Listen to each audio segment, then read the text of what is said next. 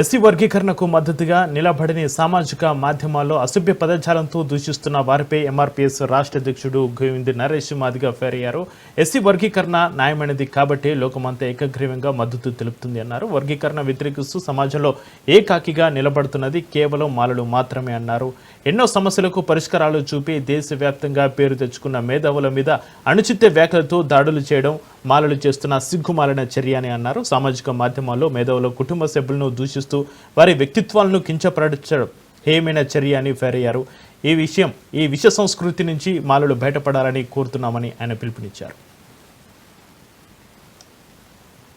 జరుగుతున్న యొక్క అంతిమ పోరాటంలో భాగస్వాములైనటువంటి ప్రజానాయకులు కావచ్చు, కళాకారులు కావచ్చు, కవులు కావచ్చు, జర్నలిస్టులని, అదేవిధంగా వివిధ రాజకీయ పార్టీలని ఉన్మాదంతో ఉన్నటువంటి మాల మనవాదులు వాళ్ళని వ్యక్తిగతంగా దూషించడాన్ని మాదిగ స్టూడెంట్ ఫెడరేషన్గా మరియు ఉస్మానియా యూనివర్సిటీ విద్యా